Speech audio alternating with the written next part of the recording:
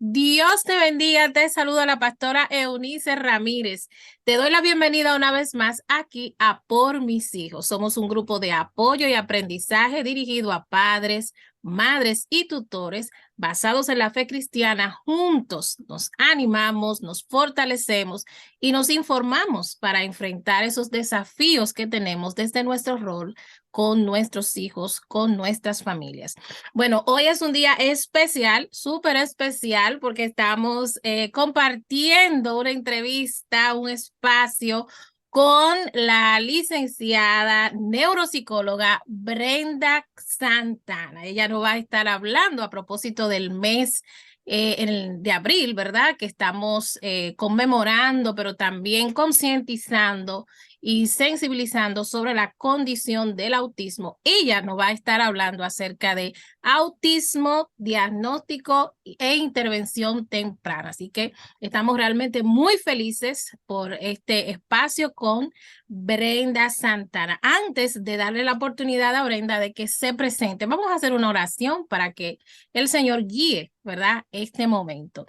Padre, te damos gracias por la oportunidad que nos da de poder compartir con esta audiencia estos contenidos que van a edificar sus vidas y que les van a bendecir. Oramos para que esta entrevista sea de gran edificación y bendición para cada padre, madre o tutor que tenga contacto en ella. Ponemos en tus manos la vida de Brenda Santana. Gracias por ella.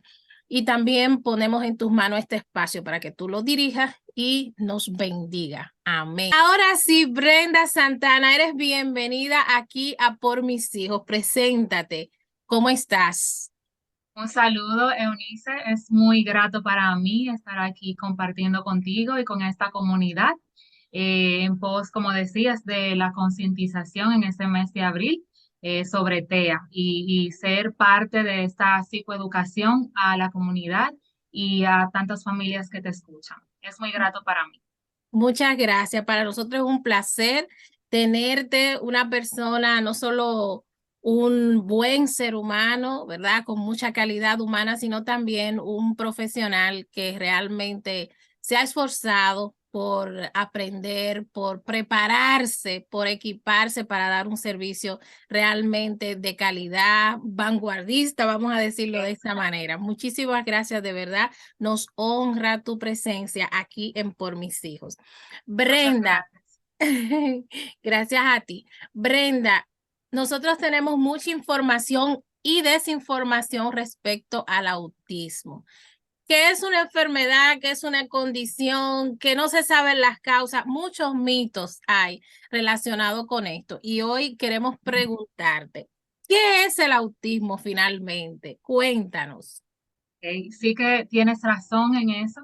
Hay mucha información en esta nueva era de la información en la que muchas personas tenemos acceso a información en un instante. O sea, queremos saber sobre algo e inmediatamente entramos al señor Google y ahí buscamos todo lo que requerimos, pero también estamos expuestos a mucha información que no suele ser real en muchos casos.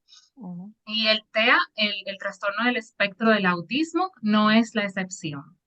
Bien, y mucho se dice como refiere sobre si es una enfermedad, si es una condición, si es un trastorno. Y esto depende sobre todo de la perspectiva desde la cual se mire. Es decir, si adoptamos una perspectiva más clínica, diríamos que es un trastorno del neurodesarrollo. Bien, de entrada podríamos decir que no es una enfermedad porque en sentido general las enfermedades tienen una causa biológica conocida.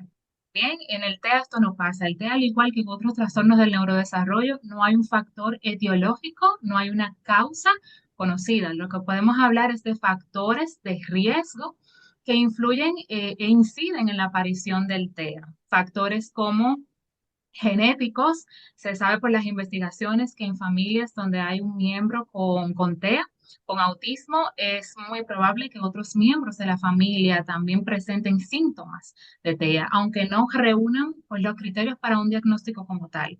Y se sabe también que un niño con TEA y sus hermanos también podrían presentar una tasa alta de probabilidad de tener también el diagnóstico. O sea que hay factores genéticos de por medio y factores ambientales, prenatales y perinatales, como haber consumido sustancias, la edad del embarazo, desnutrición durante el embarazo, bajo peso al nacer, prematuridad, el uso de sustancias tóxicas, de alcohol, de haber estado expuesto, por ejemplo, a pesticidas, pues son factores que pudiesen incidir en la aparición del TEA, pero hasta el momento no hay un factor etiológico conocido.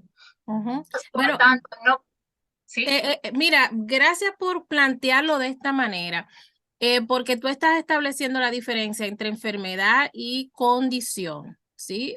Trastorno, que por lo Ujú. general todo lo asociamos con la enfermedad, pero aquí está la aclaración. Y lo otro es estos factores que tú mencionas que pudieran ser causales. No los había escuchado en otro momento.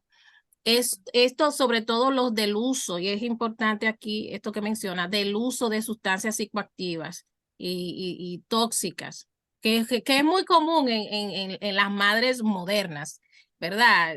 Que consumen mucho alcohol, consumen diferentes tipos de sustancias psicoactivas. Gracias por puntualizar sobre ese aspecto. Continúa, gracias. Y también a propósito de que mencionas esta parte del consumo del alcohol, que está muy normalizado en nuestra sociedad, no solamente, como dije, no solamente incide en una aparición de TEA, y digo incide porque no es causal.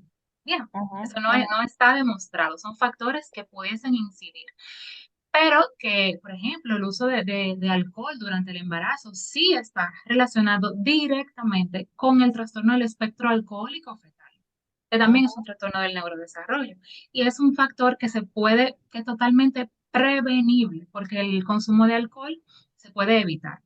Así es. Entonces, decía, continuando con la idea inicial, que es un Ujú, trastorno del neurodesarrollo, porque nos habla estos, sobre todo de las alteraciones neurobiológicas que sí están en el trastorno del espectro del autismo. Hay investigaciones que soportan, que defienden la evidencia de que hay diferencias a nivel estructural y funcional en el cerebro de una persona con autismo.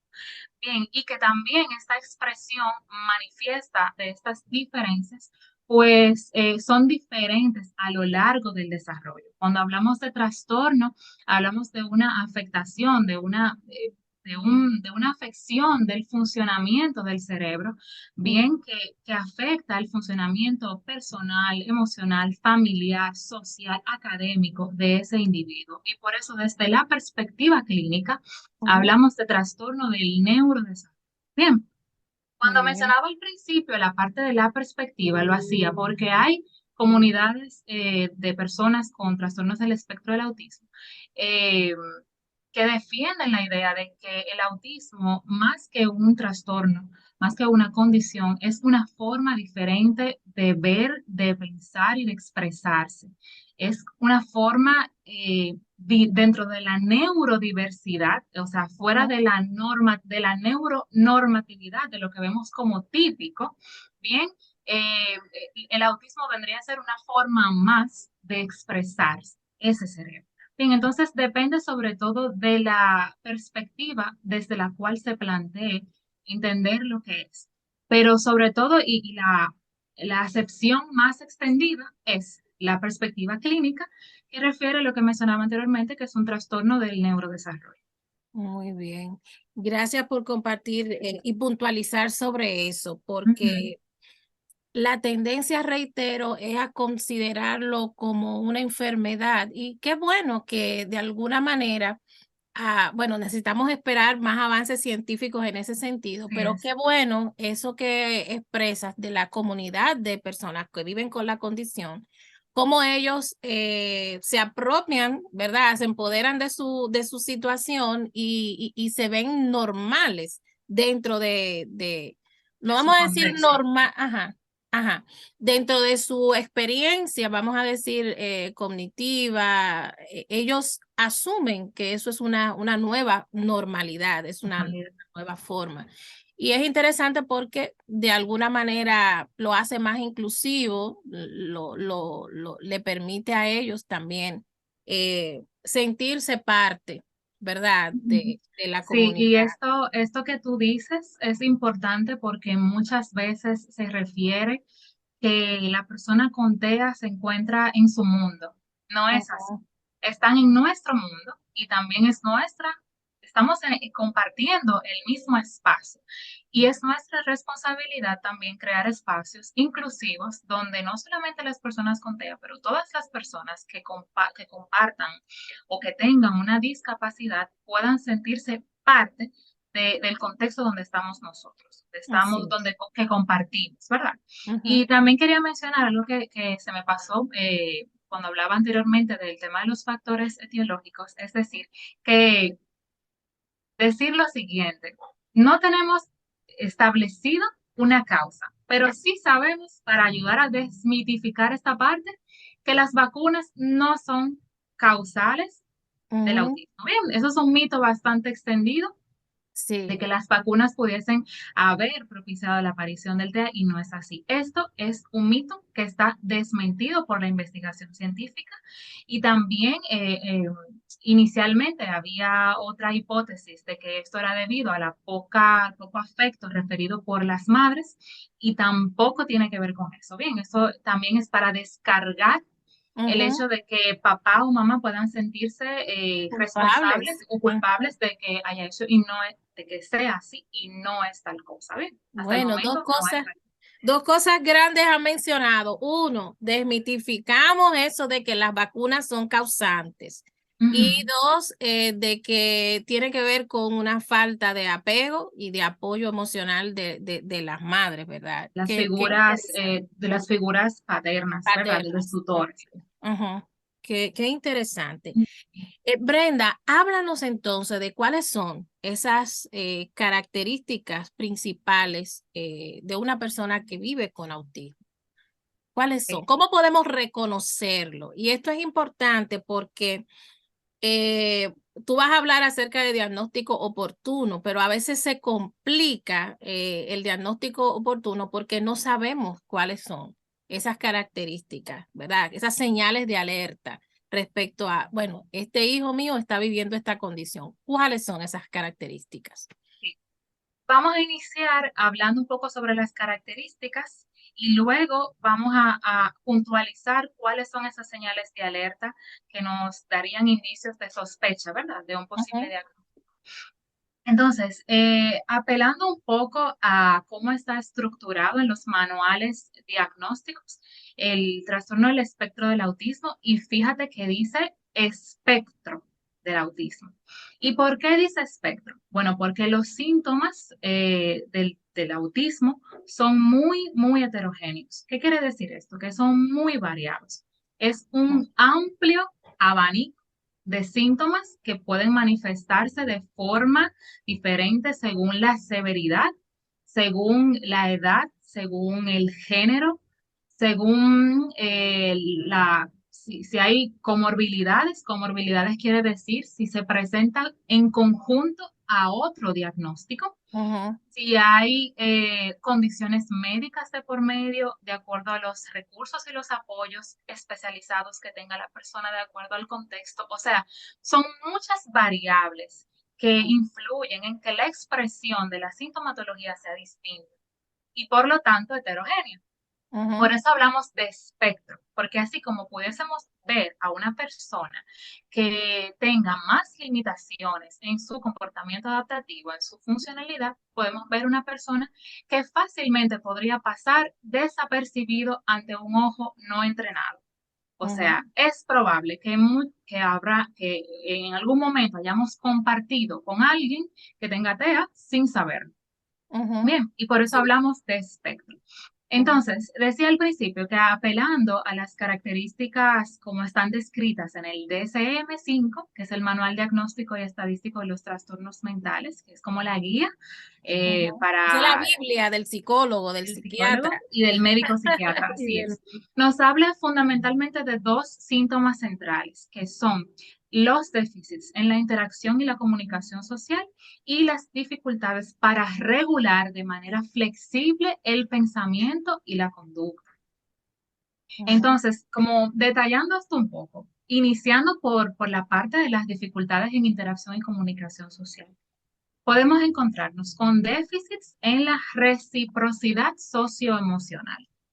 ¿Qué nos quiere decir esto? Que la persona, pues, y me remito al concepto de espectro.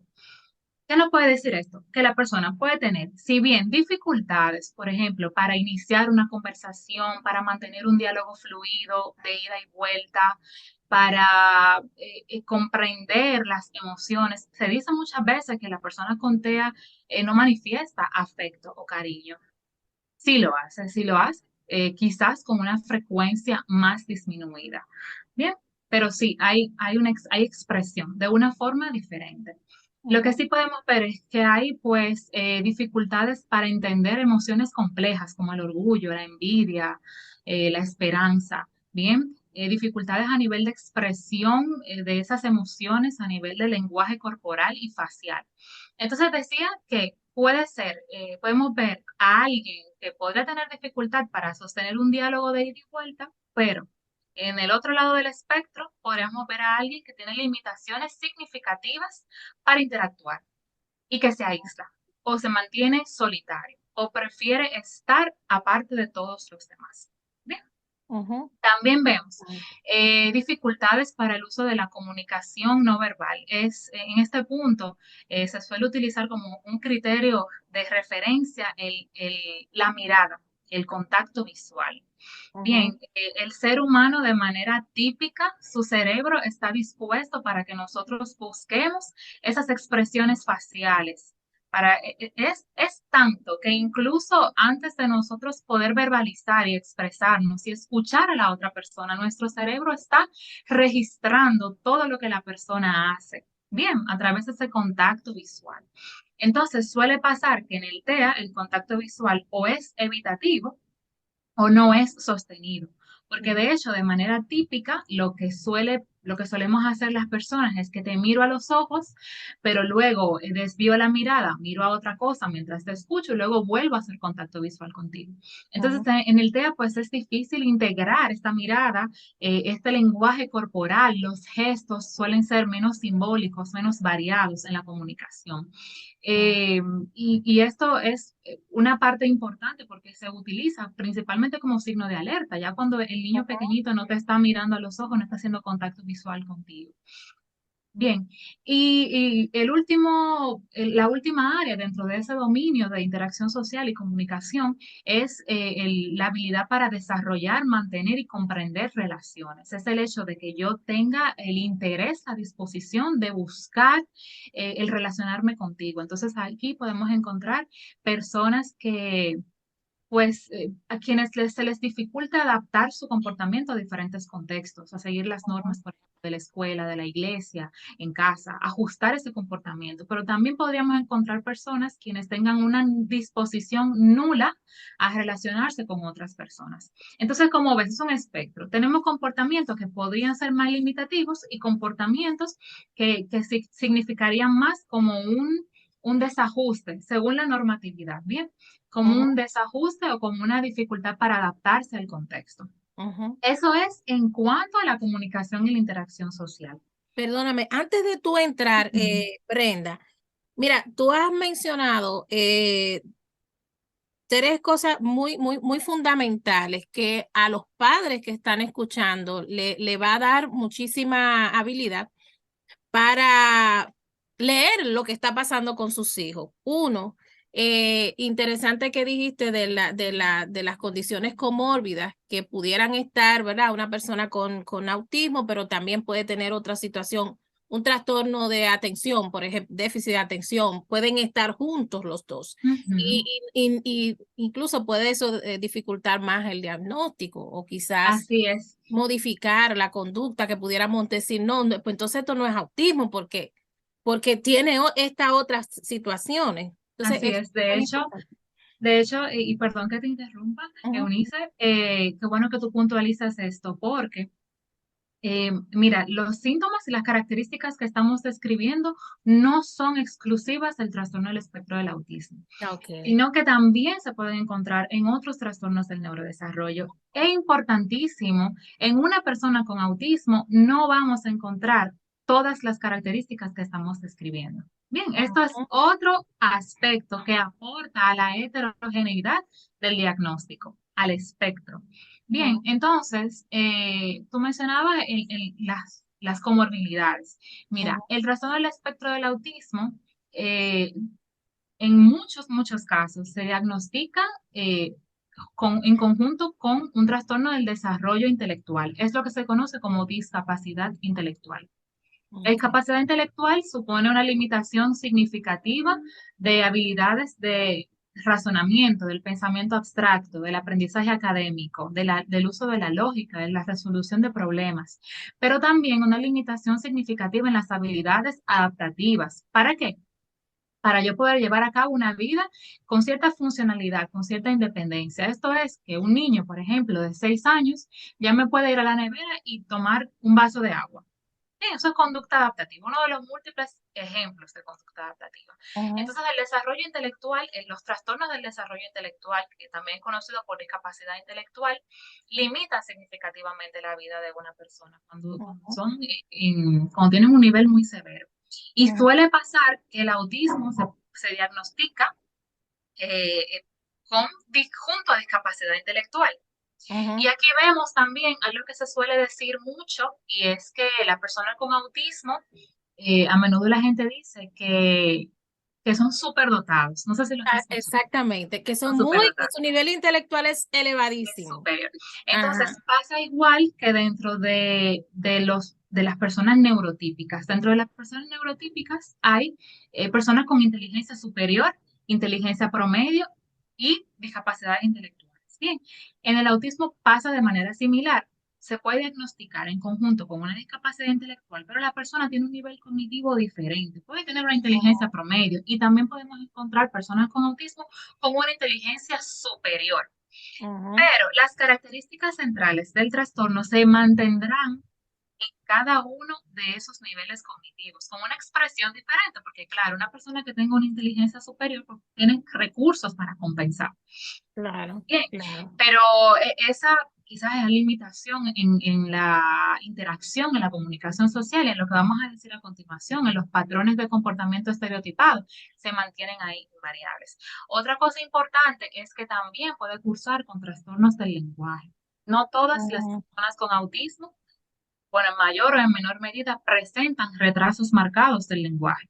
Hay personas que pueden llegar a desarrollar, bueno, dije que pueden llegar, pero lo correcto sería decir, hay personas que tienen una fluidez verbal Ujú. marcada en personas con TEA, así como hay personas también que nunca llegan a verbalizar una palabra. Bien, entonces Sí, también me remito una vez, es que es un tema de espectro. Bien, ya, no podemos sí. decir es un síntoma puntual, Y mi sino hijo, que hay sí, por una ejemplo, variabilidad. mi hijo si tiene TEA, va a ser así y lo encasillamos ese es el riesgo, porque no conocer en amplitud toda la experiencia individual de ese niño, de esa niña con esa condición, pues podría los padres tomar una acción de encasillarlo y encajarlo en ciertas teorías Ujú.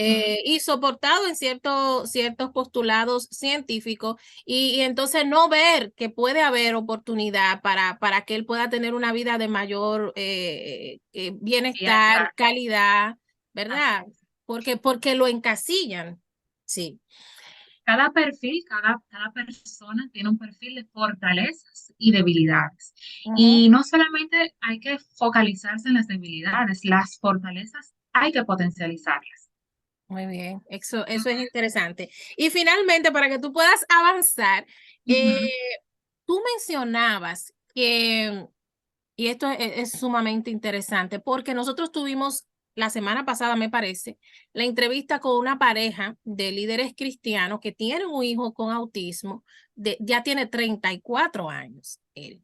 Y uno de los temas que ellos señalaron es la dificultad de poder integrar muchas veces a ciertas actividades a su hijo porque la comunidad receptora que no entiende, no está preparada, no está lista para poder convivir amigablemente con una persona que es diferente, que tiene unas características y que no se comporta como el resto, ¿verdad?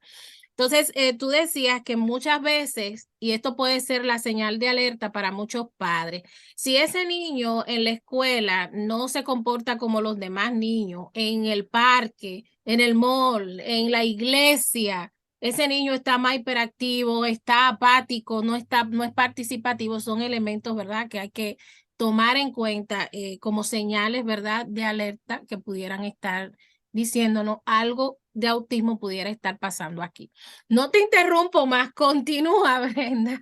Así es. Y a propósito de eso que decías, vamos a decir, añadiendo más a ese punto, no solamente si presenta, por ejemplo, comportamientos de poca participación, porque si se presenta de esa forma, con poca interacción social, poca relación con los demás, pudiésemos sospechar no solamente de autismo, sino de otras condiciones. Bien, Ujú, ¿qué, qué complementaría ese dominio del que yo mencionaba anteriormente?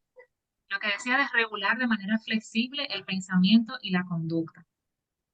Aparte de las dificultades en comunicación e interacción social, vemos también la presentación de comportamientos y habla y actividades que son estereotipadas, que son restringidas o repetitivas. ¿Qué quiere decir estereotipada? Una palabra que suele mencionarse mucho cuando se habla de TEA.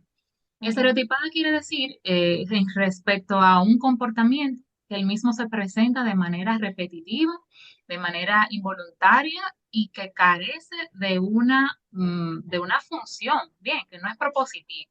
Por ujú, ejemplo, en el TEA suelen aparecer comportamientos estereotipados, como balancearse sobre sí mismo. Bien, este movimiento. ujú. Este movimiento es rítmico, es repetitivo, no tiene funcionalidad y es involuntario.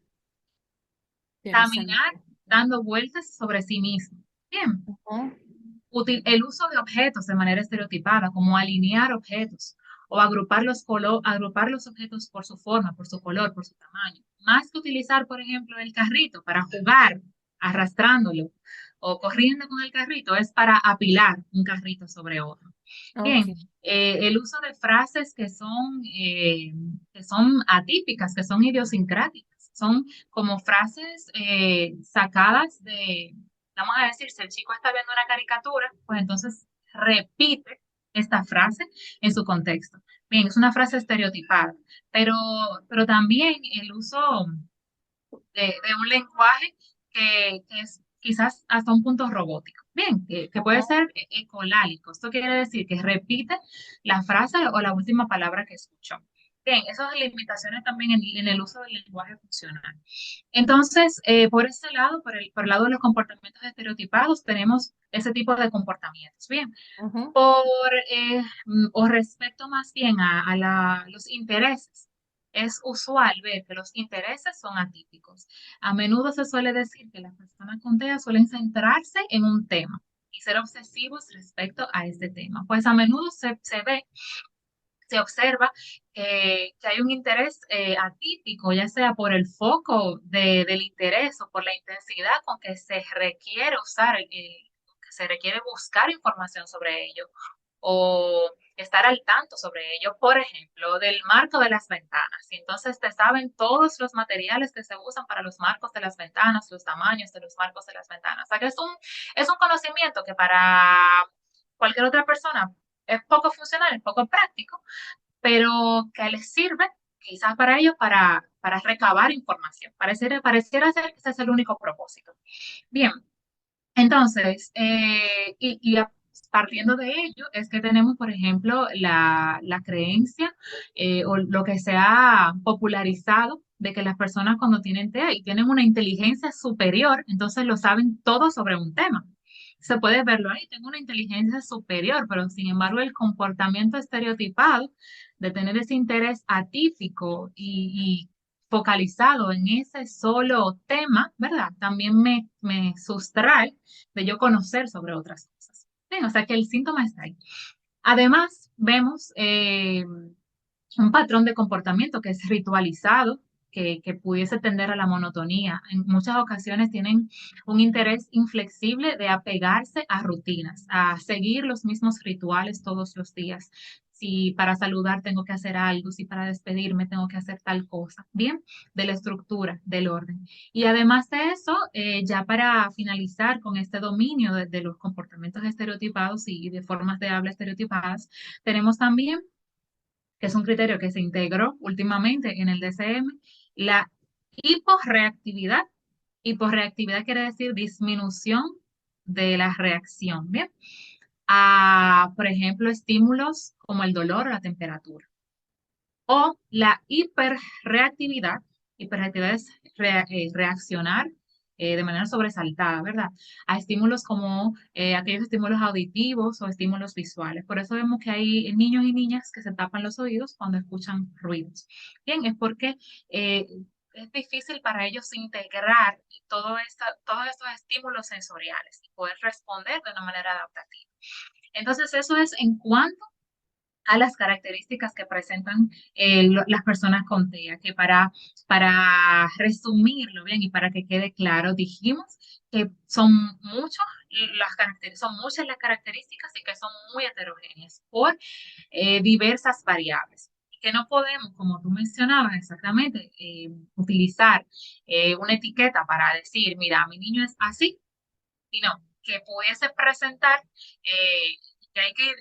pudiese presentar una sintomatología muy variada y eso nos Ujú. permite a nosotros y nos hace entender que es necesaria la individualización, es decir, Exacto. que se pueda hacer un análisis, y lo vamos a hablar ahora cuando hablemos del diagnóstico, que tengamos que hacer un análisis individual de cada persona. De hecho, por ejemplo, los diagnósticos, las intervenciones no se pueden aplicar, dicen por ahí, como recetas de cocina. Así es. Para cada persona se debe de identificar su perfil de fortalezas, de debilidades y aplicar esa intervención de manera individual, atendiendo a cómo es su contexto. Así es. Muchísimas gracias.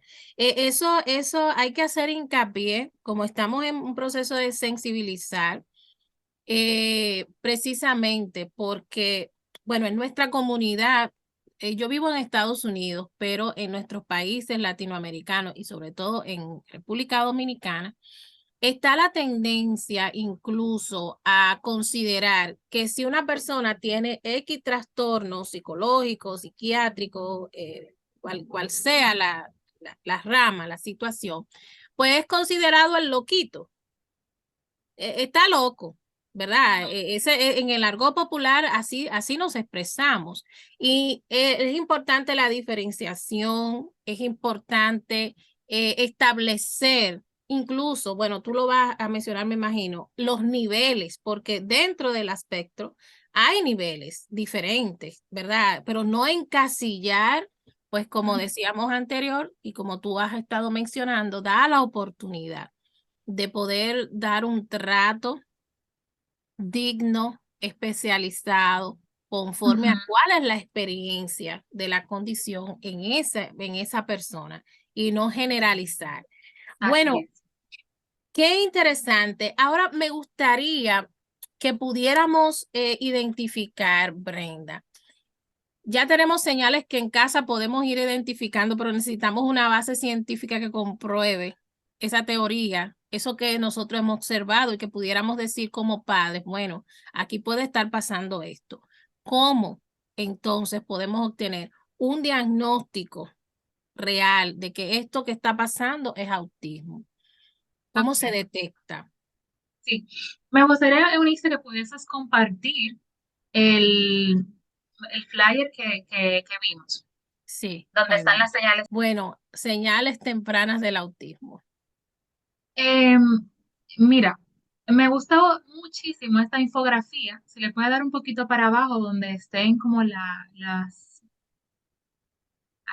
un poco más para arriba, donde esté como centrado, porque se perdió una de ellas. Ahí, más o menos. Okay. Me gustó mucho esta infografía porque nos dice así a rasgos generales aquellos signos de los cuales debemos estar alerta. Bien, antes que todo, mencionar lo siguiente. Em, Hay mucha desinformación, es verdad. Y por eso los esfuerzos últimamente han ido dirigidos muchas veces a psicoeducar, por ejemplo, a las maestras de educación, maestros y maestras de educación infantil y de educación primaria, a reforzar que en atención primaria, desde pediatría, se pueda ir identificando las señales de alerta. ¿Por qué? Porque, por ejemplo, el niño asiste a sus controles pediátricos todos los meses. Bien, Ujú. si desde pediatría hay una identificación temprana de las señales de alerta, entonces se puede lograr que la persona pueda acudir a un servicio de evaluación y diagnóstico de manera temprana.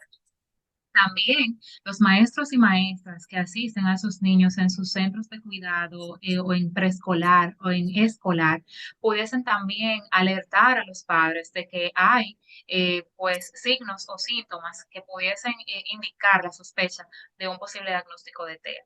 Aún así, en nuestra misión de psicoeducar, pues también nos toca informar a los padres para que estén alertas sobre estas características. Entonces aquí me Ujú. gustó mucho esta infografía, decía, porque resume como de manera bastante general e ilustrativa esas cosas a las que debemos estar pendientes. Por ejemplo, dice ahí la que está, deja ver, porque me parece que yo no puedo puntualizar con, no, no me da puntualizar, pero ahí está. La de verde, esta. Dice, no exhibe sonrisa social los 6 meses.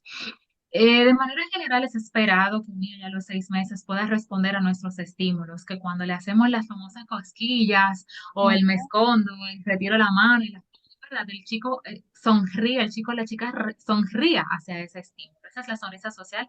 Aparece ya desde los 2 o 3 meses de edad. Entonces, si no vemos, por ejemplo, que a los 6 meses nuestro niño no está sonriendo, no está haciendo esa expresión facial, eso es la primera señal de alerta.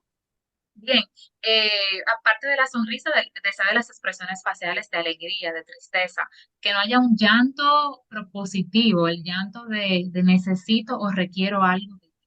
Bien, ya hacia los 12, 16 meses vemos que si un chico no, si un niño no balbucea, no emite palabras funcionales como mamá, papá, agua. Bien, si no hace gestos significativos, si no hay una atención compartida de te agarro por la manito para que vayas a ver algo conmigo, si no te llevo mi carrito porque yo quiero que tú lo veas, bien, esos son signos de alerta. Si establece poco contacto visual contigo, si no te muestra sus cosas, si no comparte sus intereses, bien, esos son signos que nos podrían, okay, que nos podrían indicar que algo no va muy bien. También, por ejemplo, si el chico si el niño o la niña, cuando tú le llamas, no voltea a mirarte y no responde por su nombre cuando le llamas. Si demuestra que está muy interesado en un objeto y que ese objeto no lo usa de manera funcional, como habíamos mencionado anteriormente, si no responde a los sonidos, si no, por ejemplo, manifiesta como ese interés en ese juego compartido, en ese disfrute compartido y se mantiene aislado, se mantiene retirado del lugar. Bien, son parte de los signos de alerta y sobre todo, esta es importantísima, si el niño o la niña pierde habilidades adquiridas. Es decir, muchas veces podría pasar que el niño ha iniciado las verbalizaciones, a decir mamá, papá y tal, y que a medida que va pasando los meses, pues el niño deja de hacerlo. Esto también es una señal de alerta importantísima, porque a menudo nos cuestionamos, "Ven acá, mi niño sabía hacer tal cosa y de repente lo ha dejado de hacer". Entonces, todo esto debe alertarnos y acudir inicialmente a una consulta con pediatría. Bien, lo puedes retirar, Eunice, ya, para que podamos seguir conversando. Ok, muy bien. Me gustaría hacerte una pregunta en ese sentido. Con esto último que tú acabas de decir, vamos, que un niño, ¿verdad? Nace, sus primeros meses, su primera infancia, vamos a decir, su primera infancia.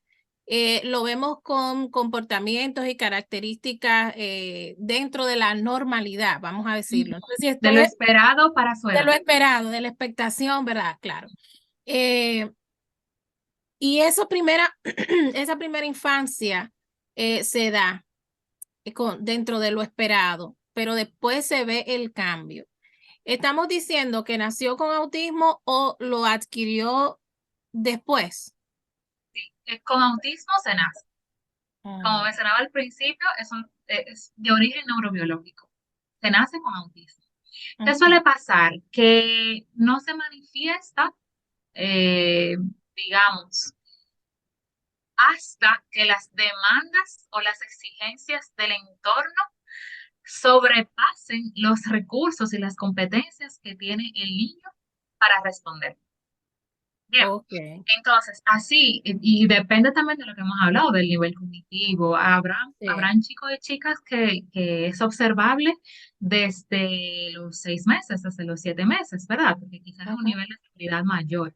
Pero en chicos que tienen un nivel cognitivo pues mayor, eh, superior, esas dificultades podrían pasar desapercibidas incluso hasta la adultez porque las exigencias del entorno con sus competencias pueden compensar para responder a Ujú, ello. ujú.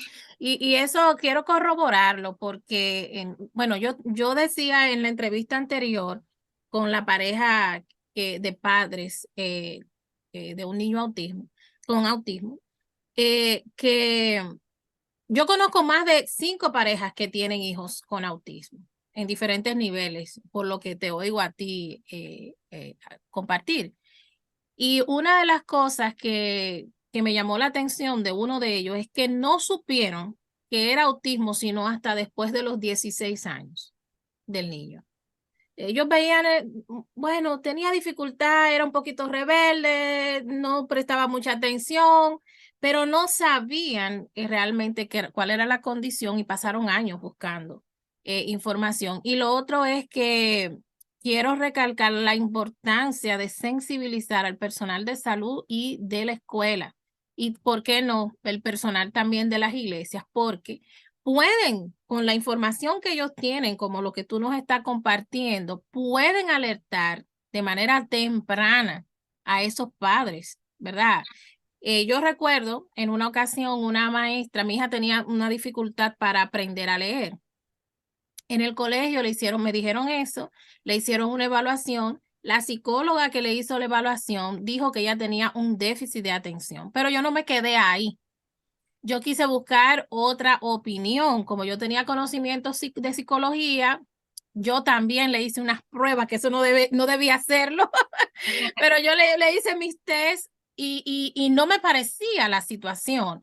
Así que yo fui a otro centro y le pedí a un especialista que le hiciera una nueva evaluación. Y definitivamente no tenía un déficit de atención. No tenía un déficit de atención ni tampoco tenía una condición respecto a dificultad de la lectoescritura. Ella me dijo, el diagnóstico que tenemos que dar es que ese colegio es apático, esta niña necesita más atención, más dedicación para enseñarle y ellos no se han dedicado. Y me dijo, en 3 meses, esta niña va a estar leyendo los letreros.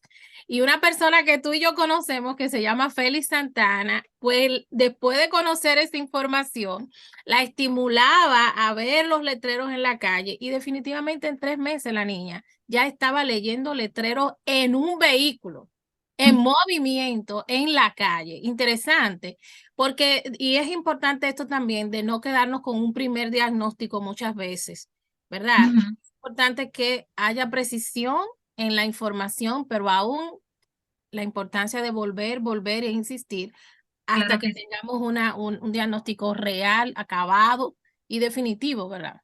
Ujú.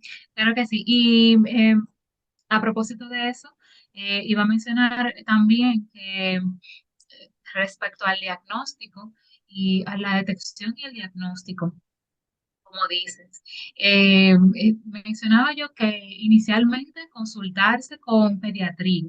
¿verdad? Ujú. Y pediatría, pues podría derivar a los servicios de psicología. Pero si usted como padre o madre se siente que, que esa intervención del pediatra quedó corta o no se siente satisfecho, ¿ven? Entonces, porque no haya sido derivado, porque usted todavía piense que hay sospechas o indicios, entonces usted puede por sí mismo acudir a una consulta con psicología. ¿Y en qué consistirá? Bueno, esta consulta puede llevarse a cabo con un psicólogo o con un neuropsicólogo clínico o con un psicopedagogo. Bien, lo importante es que sea una persona especialista en TEA. En esa consulta, pues inicialmente agotarán un tiempo para revisar toda la historia clínica del paciente, donde hablarán sobre los aspectos del embarazo, de su desarrollo, familiares, académicos, sociales. Bien, se hará una pesquisa, una evaluación para valorar su desarrollo en los aspectos intelectuales, socioemocionales, físicos, adaptativos, conductuales. Bien, y se llevarán a cabo también evaluaciones específicas del trastorno del espectro del autismo, así como evaluaciones de las habilidades adaptativas. También, y es una tendencia recientemente, se están integrando a las evaluaciones la valoración del perfil sensorial del paciente, así también como evaluaciones de sus habilidades de lenguaje. Entonces, como pueden ver, es una valoración completa que incluye Ujú. múltiples dominios, múltiples áreas y que a partir del análisis de todas esas evaluaciones que dije, pero también de ese perfil médico, porque además de esa valoración por psicología, es también requerido que haya una intervención médica de tipo por ejemplo, acudir al mismo neuropediatra o acudir a un psiquiatra infanto-juvenil, donde se puedan descartar factores que sean orgánicos. Porque, por ejemplo, si mi niño tiene un déficit auditivo, si no escucha, pues es lógico pensar que Claro, tendrá dificultades de interacción o comunicación social, pero también si no. así Entonces, hay es. que descartar de manera orgánica, si con técnicas de neuroimagen, si a través de evaluaciones auditivas, visuales, sensoriales, bien, que no haya un factor orgánico que esté predisponiendo Influyendo. una Ujú. sintomatología de un tipo o de otro. Entonces, como pueden ver, es un proceso diagnóstico que es bien complejo, que es largo, que es extenso, pero que también cubre múltiples áreas del funcionamiento de un individuo y que se busca con esto, pues tener un diagnóstico preciso y que sea realmente válido. Y la importancia de que nosotros podamos haber comentado estas señales de alerta es porque el diagnóstico temprano da lugar a una intervención temprana. Las Ujú. intervenciones tempranas, aprovechando que la plasticidad de nuestro cerebro, eh, hay un término llamado neuroplasticidad. La neuroplasticidad alude a esa capacidad que tiene nuestro cerebro de reestructurarse, de modelarse, de adaptarse a nuevos contextos, de aprender. Bien, entonces la neuroplasticidad, de esa conexión neuronal, de esa formación de nuevas neuronas es inmensa en los primeros 5 años de vida. Es inversamente proporcional a la edad. Mientras más jóvenes somos, nuestro cerebro es más plástico, más susceptible de ser moldeado.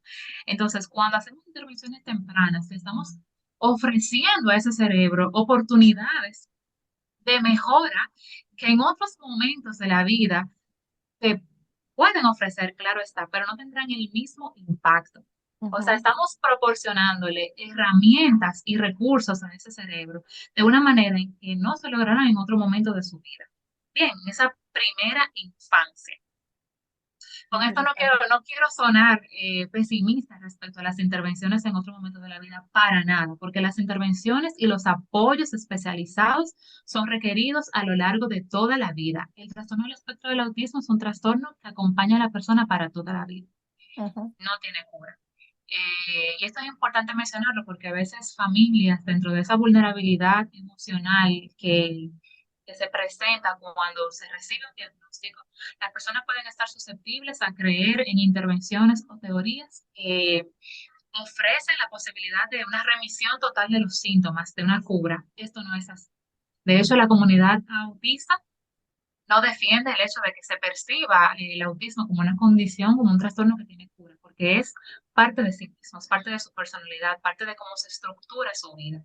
Bien, entonces acompaña a la persona por toda la vida y la persona necesita recursos y apoyos a lo largo de toda su vida, que van a ser adaptados a su contexto para un bienestar integral. A lo que me refiero es que en la primera infancia, aprovechando esa neuroplasticidad, se puede tener un mejor pronóstico, porque el Ujú, cerebro está más susceptible de recibir información, de adaptar información, de tener ujú. nuevas formas de pensamiento. Y entonces, esto también, gracias a los entrenamientos a padres y ofrecerles a los padres los recursos y las informaciones necesarias, pues contribuye a un mejor pronóstico y a un mayor bienestar integral y una mejor inclusión social y educativa para ese niño y esa niña. Ujú. Eso es importante. Bueno, hay muchos desafíos en nuestro país, República Dominicana, respecto al tema de la inclusión, porque de repente los niños con autista les va mejor si los padres tienen recursos económicos que pueden pagar, ¿verdad? Actividades, escuelas especializadas, programas especializados que puedan ayudar al desarrollo y al bienestar de ese niño. Sin embargo, hay que reconocer que muchos padres que no tienen los recursos económicos para llegar al punto de un diagnóstico real, mucho menos los recursos económicos para crear todas esas condiciones que pudieran ayudar al niño a tener una mejor condición de vida. Por eso es importante también la sensibilidad, la sensibilización, pero también habrá que poner en marcha mayor incidencia, ¿verdad? Para que los tomadores de decisiones, los garantes de derechos y bienestar, pues puedan crear condiciones igualitarias para todos, ¿verdad? Ujú. Para que yo recuerdo, al lado de mi casa había un niño con autismo, pero tenía otro trastorno. Y el problema era que él se convertía en un peligro para la comunidad. Llegaba un momento en cuando él no tenía medicamentos para atender su otro trastorno, que lo hacía ser muy agresivo, hiperactivo, no solamente con su mamá, con su familia, sino también hasta con los vecinos. Yo recuerdo que le desmontó todos los cristales de una camioneta de un señor que la parqueó enfrente y también un arte vitral muy bonito que tenía la galería de un vecino, se lo apió con piedras, lo Ok. rompió todo. Y una de las cosas que nosotros nos preocupamos, yo me acerqué en algún momento, y es precisamente la condición económica de la persona. No tener, eh, vamos a decir, terapias recreativas donde ella pudiera llevar el niño para ella descansar, para ella ir a trabajar, para mejorar su condición económica. No tener muchas veces el recurso económico para comprar los medicamentos, para que le ayudara a bajar el nivel de estrés, de tensión y agresividad, mantenerlo en control. Entonces, es también como un gran desafío que tenemos. Así es. Sí, por eso hay que hacer más hincapié en que la gente pueda buscar información porque hay servicios gratuitos o de no tan caros, vamos a decirlo, pero hay que reconocer que en nuestro país la psicología, la psiquiatría pudiera ser todavía una, una, un recurso a lo que pocas personas pueden acceder en la realidad hoy día. Bueno, yo pienso que, Brenda, tú has descrito qué es el autismo, cuáles son las características, cómo podemos diagnosticar y la importancia de diagnosticar, ¿verdad? A tiempo. Ahora, ¿cuáles serían, desde el punto de vista de tu experiencia como psicóloga, neuropsicóloga, eh, las intervenciones que requieren? Porque esto es importante. Volvemos al punto anterior, pudiéramos tener la suerte de que ese pediatra esté informado y sensibilizado y cuando vea una señal no se quede callado, porque es así, pudiera, a veces los pediatras ven las situaciones y dependiendo de la condición económica, muchas veces de los padres, bueno, dicen, no les vamos a agregar un problema más y se quedan callados. Y es una situación que se ha experimentado siempre, vamos a decirlo de esa manera. O no están debidamente informados y actualizados sobre los temas, ¿verdad? Que las diferentes situaciones que pueden presentarse en los niños y no advierten a tiempo, porque ¿cómo es posible que un niño que nació con autismo haya pasado 10 años de su vida, 16 años de su vida yendo regularmente al pediatra, desde las citas regulares que no eran basado en crisis, ni una fiebre, ni un vómito, ni una diarrea, sino esa rutina normal de cada mes en el primer año y en la primera infancia, ¿verdad? ¿Cómo es posible que no pudieron diagnosticar esa situación? Entonces, eh, lo puntual aquí es que nos cuentes, Brenda, perdón, que se me fue esta parte. ¿Qué tipo de intervenciones, si yo no logro identificar aquí a dónde debo ir, qué necesito, ¿verdad? Para yo poder tener ese diagnóstico y tener ese acompañamiento científico, ¿verdad? Especializado para yo ayudar a mi hijo. No solo es comida, no solo es tenerle paciencia, sino que muchas cosas se pueden hacer. ¿Cuáles son esas 2, 3, 4 intervenciones puntuales?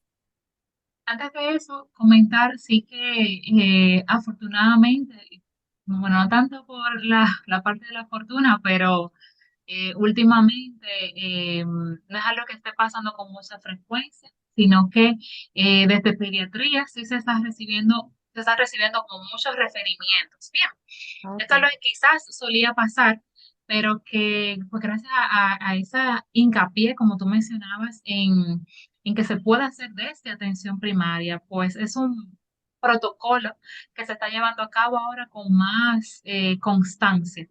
Bien, o sea, Buena eso es noticia. eso es una realidad que está cambiando. Qué bueno.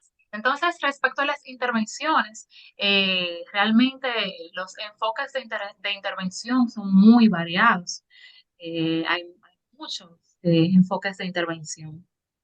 Y esto va a depender de las características, volvemos atrás, va a depender de las características que tenga esa persona con TEA. Bien, de su Ujú. perfil de fortalezas, de su perfil de debilidades, de los contextos en los que se desenvuelve, de su situación médica, física, ¿ven? Va a depender de mucho de eso. Pero en Ujú. sentido general, vamos a hablar en términos generales. Eh, Inicialmente decir que todo programa de intervención debe ser individualizado. Mencionábamos ya, no puede ser un programa como tal aplicado a cada niño, debe ser individualizado. Ujú. Ideal es que sea de inicio temprano, por los beneficios que acabamos de mencionar, de inicio temprano, que sea una intervención consistente, constante, intensiva, es decir, mientras más horas de intervención pueda recibir ese paciente, mejor será el pronóstico. Claro, esto se va a ajustar también a lo que comentábamos de los recursos económicos que pueda tener cada familia o de los recursos de la comunidad. Pero a mayor, y bueno, también esto se puede apoyar gracias a la inclusión de la familia en los programas de intervención, que es otro punto importantísimo, porque después de todo, cuando el paciente acude a un centro de intervención a recibir una terapia, 2 terapias, 3 terapias, que es lo máximo que puede durar en un centro de intervención, digamos que 2 horas y media, quizás. Sin embargo, el paciente se encuentra más tiempo en su centro educativo, se encuentra más tiempo en su familia. Por lo tanto, los programas de intervención deben proporcionar a la escuela, deben proporcionar a la familia las herramientas para que puedan trabajar de manera unísona. Es decir, que puedan recibir esa intervención o ese apoyo tanto desde el centro educativo, tanto en las terapias que tenga el chico y en la familia, que pueda recibirse desde todos los contextos. También es ideal que dentro de ese contexto de intervención el paciente o la persona pueda recibir o pueda estar compartiendo con otros niños y niñas que no presenten retos. Y por eso es importante que la escuela sea un centro de inclusión social y educativa y de participación, donde la persona pueda tener pues un desenvolvimiento junto a otros chicos y chicas de su misma edad y con perfiles típicos dentro de lo esperado para las edades correspondientes. También es ideal que dentro de cada programa haya una evaluación continua, una evaluación progresiva, que sea estructurado, que sea organizado, que haya orden, bien, que el chico o la chica pueda anticipar, pueda saber qué esperar de esa intervención y que se pueda evaluar, como decía, de manera frecuente para valorar los progresos de la intervención. Y es Ujú. importante en este punto que los padres siempre estén atentos de cómo es esa intervención, de cuáles son los objetivos de esa intervención, de qué tengo que hacer yo como papá y mamá en casa, de cómo Así puedo es. apoyarlo, de cuáles son los progresos, de qué estamos trabajando en este momento. Ujú. Entonces, respecto a las intervenciones, usualmente las intervenciones están dirigidas tanto al aspecto conductual como al aspecto comunicacional como al ocupacional.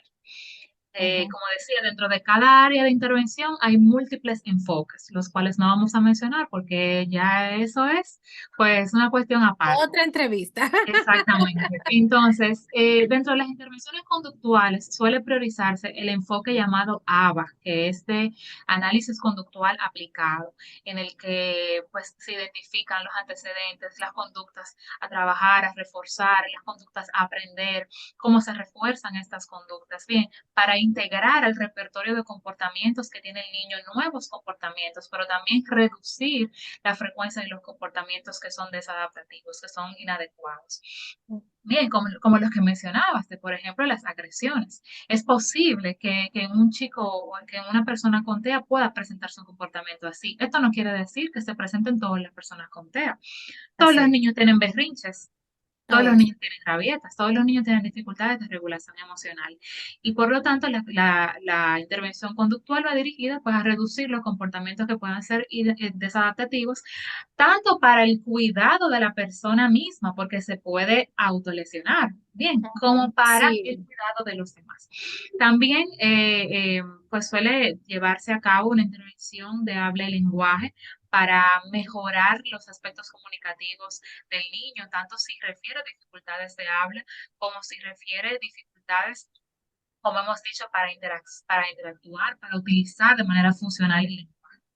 Y finalmente, las intervenciones a nivel de terapia ocupacional, tanto para trabajar la integración sensorial, la integración de los estímulos auditivos, visuales, bien, táctiles, como para ofrecer a ese niño oportunidades para mejorar su conducta adaptativa, es decir, para tener mayor funcionalidad dentro de su contexto, para lograr cosas por sí mismo, como vestirse, quizás como prepararse un sándwich, como tomar un vaso de jugo, bien, que son conductas adaptativas que se adquieren a través de la terapia ocupacional. Muy bien. Gracias, Brenda. Brenda, uno de los temas que tú mencionas pensemos en actividades. Sabemos que la intervención puede ir desde programas especializados, de esos que están integrados en la escuela normal, pero también otras actividades fuera de la escuela, ¿verdad? Que hay terapia, que también tenemos que hablar de centros para terapia ocupacional o psiquiátrica, psicológica, ¿verdad? Conductual, digamos también emocional en algún momento. Pero, ¿cuáles actividades pudieran estar realizando los padres sin tener que hacer una inversión económica, ¿verdad? ¿Cuáles actividades ese papá, esa mamá, ese abuelo, ese tío, que es el que comúnmente está, o esa persona de trabajadora, ¿verdad? La que hace el servicio o está a cargo del niño mientras los padres trabajan, o ese hermanito, porque tenemos la experiencia de uno de los niños, un hermano mayor de 34 años, perdón, el hermano con autismo tiene 34 años, pero el otro hermano es mayor y él se ha ocupado de enseñarle a manejar la computadora, a manejar diferentes tipos de aparatos electrónicos, y eso ha sido un plus, porque el niño pues hace fotografía, hace video, tiene autismo, tiene 34 años, pero está respondiendo y ocupándose desde el hogar, sin De tener manera adaptativa. Eso es adaptativa. comportamiento adaptativo. Qué interesante. Y bueno, se graduó hace poco de actor. Hicieron eso es en Santo Domingo. Lo que quiero decirle, aquí en Estados Unidos hay demasiada oportunidad, pero en Santo Domingo se están abriendo muchísimas oportunidades. Así Ya no es es. un escenario desierto, una experiencia desierta. Y precisamente esa familia nos contaba de que el niño se hizo actor visual, y participó en un curso, y hay videos y yo puedo compartir videos de él como un actor así visual. Y otra de las cosas que me contaron, que creo que voy a compartir en la página de Por Mis Hijos información sobre eso, es que ya hay una actividad de terapia ocupacional tanto para las madres como también para los hijos en el Centro Olímpico. Lo llevan, están dando actividades, y mientras los chicos con autismo están recibiendo su terapia ocupacional, entonces las madres tienen un grupo de apoyo y comienzan a compartir y tienen actividades como para darle como un poquito también de alivio, ¿verdad? A las madres. Ahora, Ujú. concretamente, quiero que me hables sobre las comunidades de apoyo, pero concretamente, ¿qué podemos hacer en casa como familia para ayudar a ese hermano, a ese hijo, a ese pariente que tiene la condición de autismo? ¿Qué podemos hacer? ¿Cuáles actividades en familia podemos hacer, por ejemplo? Inicialmente, y ante todo, mm, la recomendación inicial sería formarse en ello. ¿Ok? Ujú, Siempre que se agote un proceso de detección y de diagnóstico, generalmente hay un psicólogo que es el terapeuta cabecera del caso. ujú. Entonces, siempre mantenerse próximo a este terapeuta, a esta ayuda profesional para, número uno, aliviar el, el malestar emocional. Bien, y hay que decirlo claro, inicialmente, después de un diagnóstico, hay mucho malestar emocional por las expectativas, por una situación no esperada. Bien, hay, por ejemplo, emociones relacionadas con el duelo, con la negación, con un estado de shock. Y todas estas emociones hay que trabajarlas de manera individual en psicoterapia. Bien, para lo cual, Estamos pues, hablando a los padres, a ¿verdad? los padres, así es.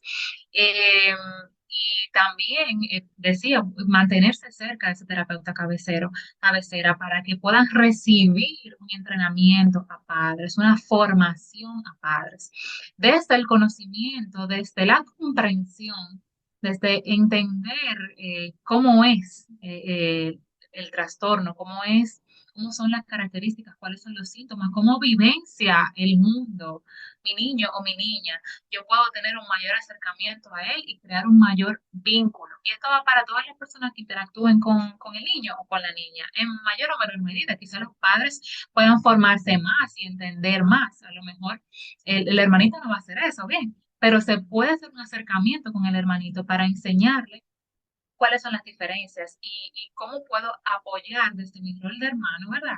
Eh, y digo desde mi rol de hermano, porque hermano nunca debe sustituir o asumir un rol de paternidad, de parentalización. Bien, siempre debe mantenerse como hermano. Y en este sentido, pues, a mantenerse informado. Además de eso, se recomienda que la familia pues, pueda continuar con sus rutinas, con sus hábitos, que si las visitas al cine, que si las visitas al abuelo, que si las visitas a salir a pasear al perrito, bien, que puedan continuar sus rutinas, que no haya esa modificación sustancial de las cosas que van a dejar de hacer, bien, sino que puedan continuar allí, porque eso permite dar mayor estabilidad a la dinámica familiar y además que se pueda fortalecer el vínculo y el apego entre los familiares y el niño o la niña con autismo. Es muy importante también que los padres tengan tiempo de autocuidado. tú mencionabas lo de la red de apoyo. La red de apoyo es fundamental para los padres, sobre todo cuando hay madres solteras.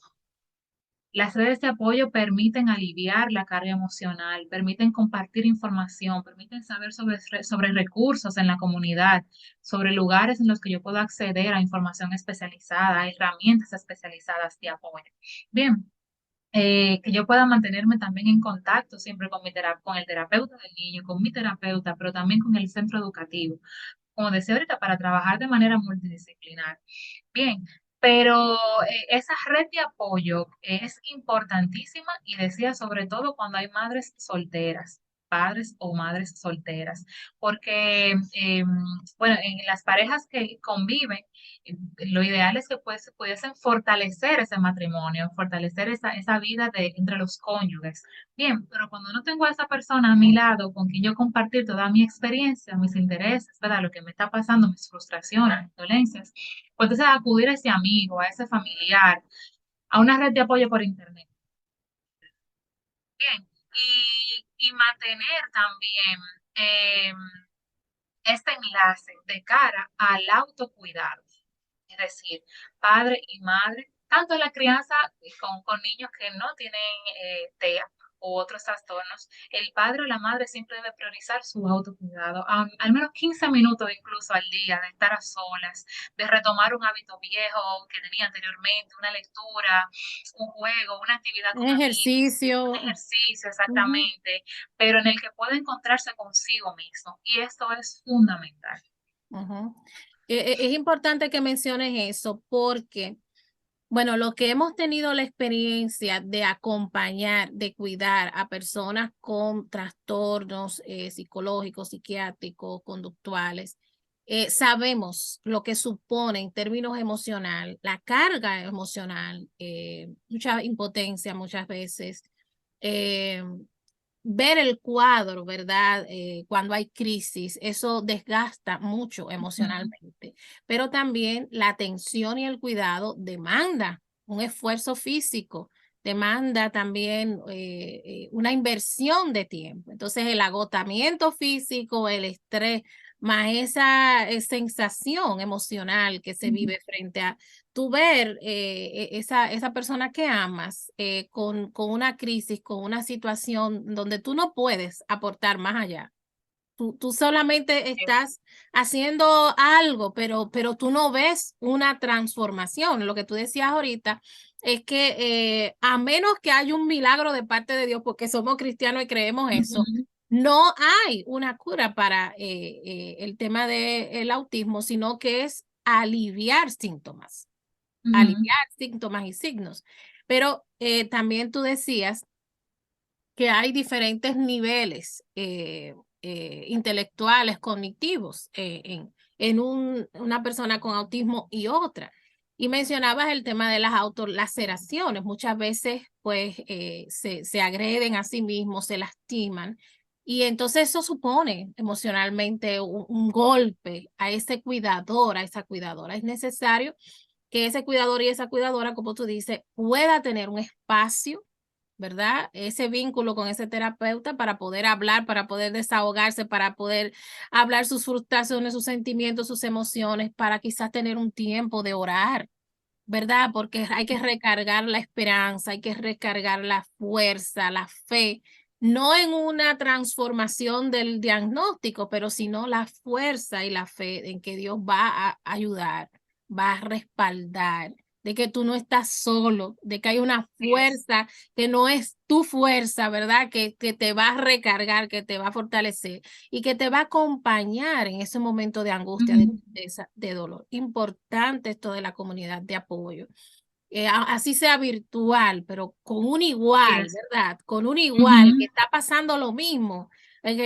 Por eso a mí me gustan mucho las comunidades de apoyo, porque es que es tu experiencia que tú piensas en un determinado momento que la carga está solo en ti.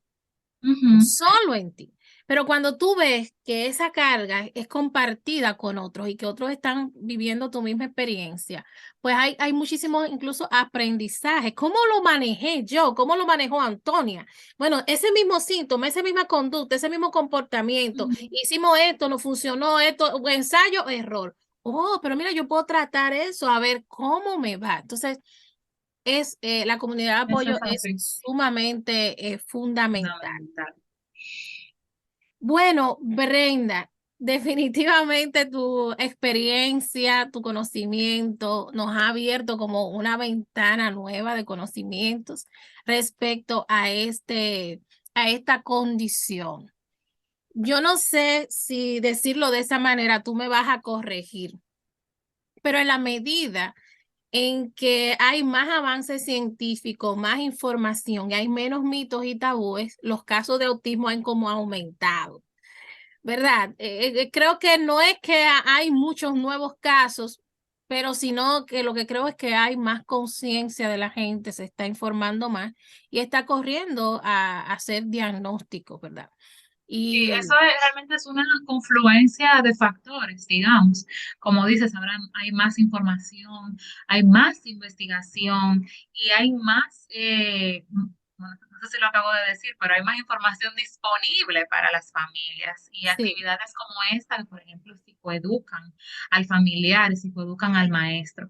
Pero también en conjunto a eso se han desarrollado nuevas herramientas que permiten identificar con más precisión los síntomas. Se han delimitado los criterios, bien, se han especificado los mismos con una manera, de una forma más válida y ujú, que nos permite entonces detectar con más fiabilidad que existe pues la dificultad.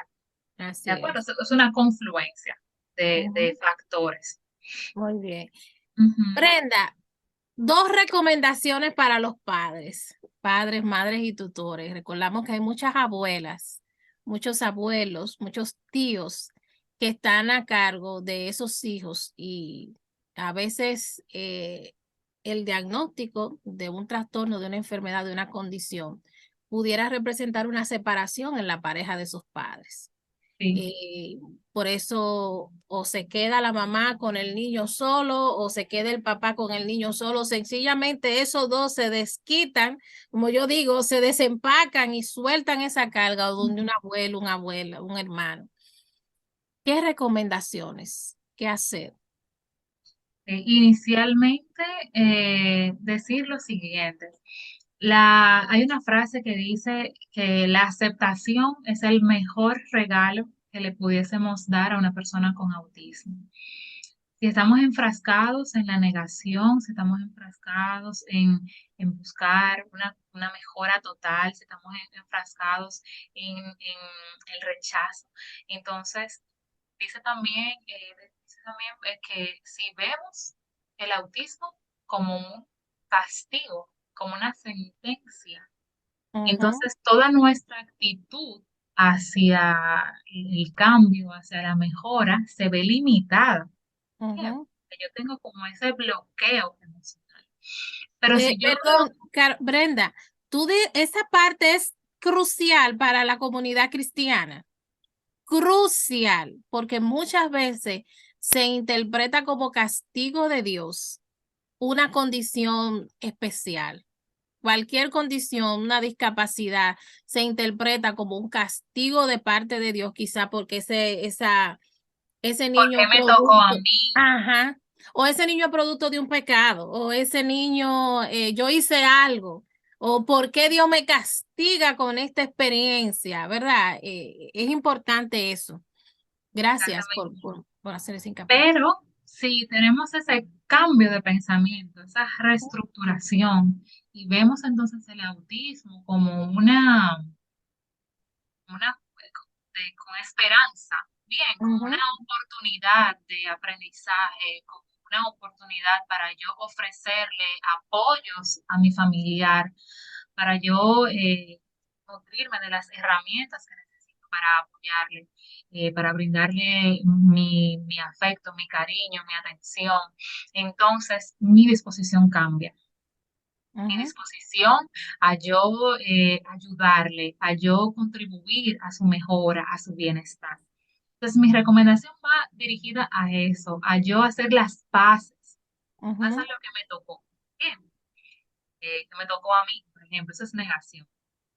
Sino que yo puedo asumir una postura empoderada, una postura de afrontamiento, en la cual yo también, por un lado, tendré menos carga emocional porque podré avanzar hacia una mejoría, pero también con ello estaría contribuyendo a la mejoría de mi familia. Así es, así es. Muchísimas gracias. Yo pienso que, Brenda, hay un texto bíblico que nosotros utilizamos mucho precisamente para este tipo de necesidades de hacer un cambio de mentalidad y está en Efesios 4:23. Y renovaos en el espíritu de vuestra mente. Renovaos en el espíritu de vuestra mente. Ese cambio de mentalidad, ese cambio de perspectiva, ese abandono de esos mitos, de esos tabúes, de esas creencias que tipifican a la persona autista como una persona endemoniada, como una carga, como un castigo. Pues si nosotros podemos hacer ese cambio, pues podremos, como tú dices, tener mejores condiciones emocionales, espirituales, ¿verdad? Que van a tener un impacto fuerte en nuestra Claro que sí. dinámica y energía, ¿verdad? Pero también Ujú. van a tener un impacto fuerte en garantizar como padres, madres y tutores ese bienestar integral en ese niño, esa niña Así con es. autismo. Definitivamente, Brenda, quiero agradecerte por esta gran oportunidad que nos da de brindarnos tu conocimiento, tu experiencia que ha sido vasta, ¿verdad? Y ponernos en una posición diferente de cara al autismo. ¿Verdad? Yo pienso que si pudiéramos, esperamos que el Señor permita que esta información llegue a la mayor cantidad de personas posible, porque necesitamos quitarnos esas vendas y seguir reproduciendo el mismo modo de pensar y también de reaccionar frente a las situaciones. Mientras más tenemos información, más podemos tener recursos, ¿verdad? Para Ujú. nosotros enfrentar y mirar de un modo distinto las realidades. Reitero, muchas veces la tendencia por la desinformación es a considerar en el mundo cristiano, es un demonio que lo está produciendo. Cualquier afección de corte cerebral, de índole cognitiva, de índole, cualquier trastorno psicológico, psiquiátrico, la tendencia en el cuerpo de Cristo es a considerar que es producto de un demonio, que es producto Ujú. de influencia, de un mal. En otros espacios que tienen que ver con otras formas de espiritualidades, decimos incluso, la comunidad dice, es una brujería que le echaron. Ese le Ujú. echaron algo para ponerlo así. Quizás lo amarraron en el vientre. O sea, son tantas las cosas que desde el argot popular se comentan que refuerzan esas creencias falsas respecto al autismo, pero damos gracias a Dios infinitamente por tu vida, por tu conocimiento, por tu experiencia y Gracias. por compartirnos esta información con tanta calidez y calidad. De verdad, gracias mil. Y a toda nuestra audiencia, darle las gracias por estar pendiente y consumiendo nuestro contenido. Vamos a pedirle al Señor que nos dé sabiduría para enfrentar estas realidades. No es un caso en una familia. El autismo es una realidad que puede llegarnos en cualquier momento, ¿sí? Y debemos estar preparados para responder primeramente delante de Dios, porque Dios espera que nosotros seamos responsables en el cuidado y en el bienestar de ese niño, de esa niña, sea cual sea su condición. Dios demanda eso de nosotros. En la experiencia de Jesús, nosotros vimos que María y José tuvieron un cuidado integral de Jesús. Por eso dice la palabra que él crecía en sabiduría, en conocimiento, en estatura y en gracia. Estamos hablando de la parte cognitiva, emocional, psicológica, del aspecto físico, su desarrollo pleno físico, pero también estaba hablando del aspecto social, porque crecía en gracia y sabiduría y en estatura para con Dios y para con los hombres. Estamos hablando de su aspecto social. Y esa es nuestra tarea como padres, madres y tutores, garantizar ese bienestar integral porque Dios nos lo demanda, ¿verdad? Porque también la sociedad nos lo demanda y porque merecen nuestros hijos, no importa la condición que tengan, recibir de manera digna las atenciones que necesitan para su desarrollo pleno. No importa desde la experiencia de vida que estén, ¿verdad? Desarrollando su vida, valga la redundancia. Así que muchísimas gracias, Brenda. Si quieres aportar algo más, te doy la oportunidad.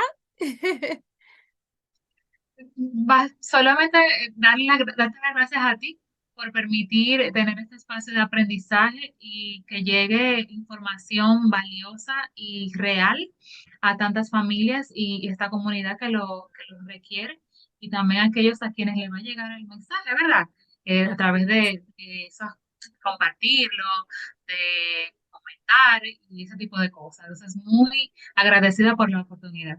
Muchas gracias. Brenda, ¿dónde te podemos encontrar? Porque de repente estamos aquí en Estados Unidos, pero hay una comunidad bastante amplia de dominicanos que residen en República Dominicana que quizás pudieran interesarse en seguir escuchándote y quizás algún tipo de consulta. ¿Puedes compartir con nosotros tu información? Sí, me pueden escribir a mi correo. ¿Qué te parece? ¿Lo puedo escribir directamente ya anexo al video una vez que esté en línea o lo puedo Sí. decir por acá? Lo puedes decir por aquí y lo vamos a anexar. Es nbrendasantana@gmail.com. Me Muy pueden escribir por ahí y a partir de ahí pues consultamos. Muy bien, muchísimas gracias. A ustedes, mis queridos hermanos y hermanas, amigos de Por Mis Hijos, muchísimas gracias por confiar en nosotros y por compartir, consumir y compartir estos contenidos. Dios les bendiga. Pedimos al Señor que apoye, bendiga y fortalezca a cada padre, madre y tutor que está criando un hijo con autismo, que también bendiga a esos niños para que su vida sea protegida, sean guardados y sean atendidos en el nombre de Jesús como merecen. Así que Dios les bendiga a todos. Nos vemos en un próximo video. Y Brenda, una vez más, muchísimas gracias por tu valiosa intervención aquí en este medio. Hasta luego. Te vamos a Muchas comprometer gracias. con otros temas, Brenda. Dios te bendiga. Muchísimas Muchas gracias. gracias a ustedes. Bye.